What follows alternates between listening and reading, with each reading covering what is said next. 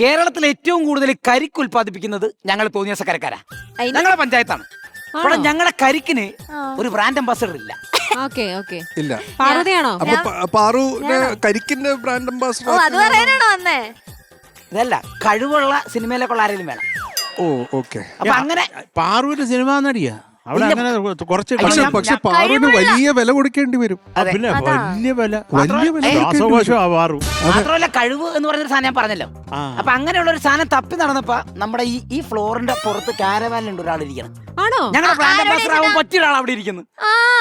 അങ്ങോട്ടൊക്കെ പോയത് ആവശ്യമില്ലാത്ത സ്ഥലത്തേക്കൊക്കെ ഓണ പഠിക്കാൻ പരിപാടി നല്ലതാണല്ലേ നോക്കിയാ പോരെ, എന്തിനാ അങ്ങോട്ടൊക്കെ പോകുന്നത്?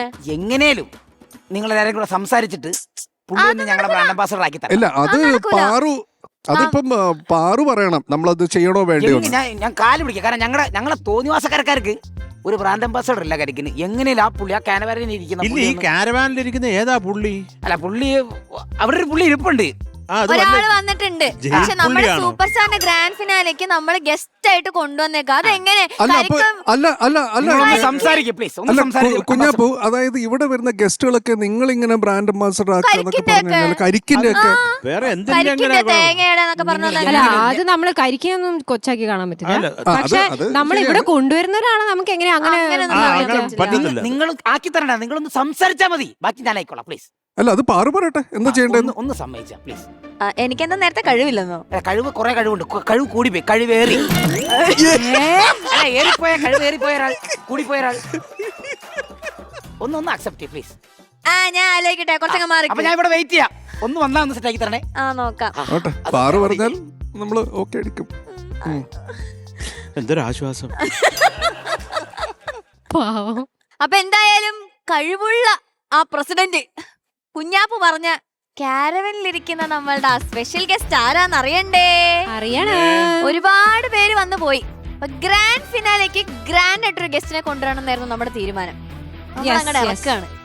മലയാളം സിനിമയിലെ യുവനടൻ, നമ്മളുടെ ഒക്കെ ഫേവറേറ്റ്, ഒരുപാട് കിടിലൻ ക്യാരക്ടേഴ്സ് ചെയ്ത നമ്മുടെ സ്വന്തം ആസിഫിക്ക.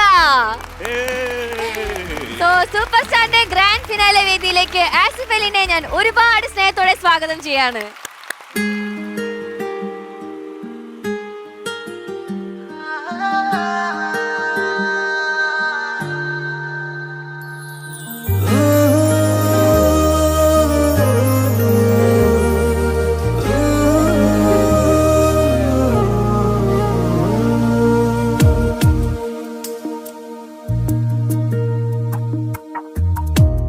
പിന്നെന്തേ എന്തേ മുല്ലേ കന്നിവേയിൽ വന്നേ ചാരേ, പിന്നെന്തേ ഓമൽ ചുണ്ടിൽ പുഞ്ചിരിത്തേൻ പെയ്തിലെന്തേ, കണ്ണോട് കാവലായി കസ്തൂരി